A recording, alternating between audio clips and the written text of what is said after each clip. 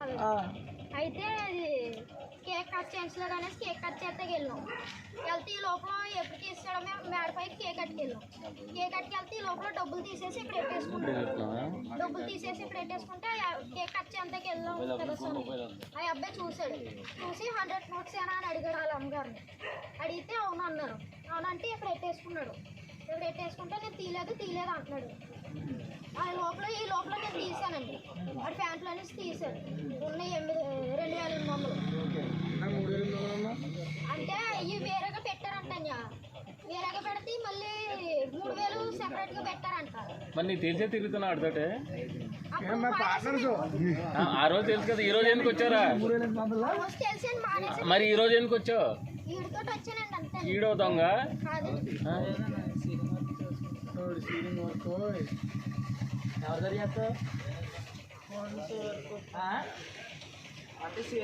Sunday దొంగతనం కొట్టుకుంటావా?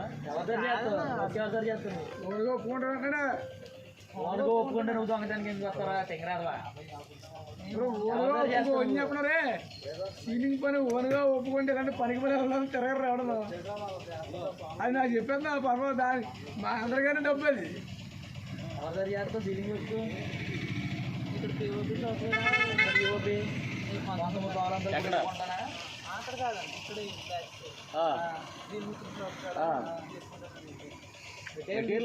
ఎవరి దగ్గర చేస్తావు నువ్వు? ఏదైనా ప్లేన్ సీలింగ్ లో వస్తే చిన్న దగ్గర ఉంటాయి కదా 10 ఇంటూ ఉంటాయి కదా. ఇప్పుడు ఎవరు పని ఇచ్చారు? ఎంత ఒప్పుకుంటా అడుగొచ్చు 15 రూపాయలు. 15 రూపాయలా? అడుగు 15 రూపాయలా? మెటీరియల్ తెచ్చుకుంటా 15 రూపాయలకి. కాదా మెటీరియల్ అదే చేసి చెప్పడం లేబర్ 15 రూపాయలు. 10 ఇంటూ 10 కూడా 10 ఇంటూ 10 15 రూపాయలు చెప్పిన ఎంత వస్తుందా? 10 పదులు ఎంత చెప్పు. అది 10 పదులు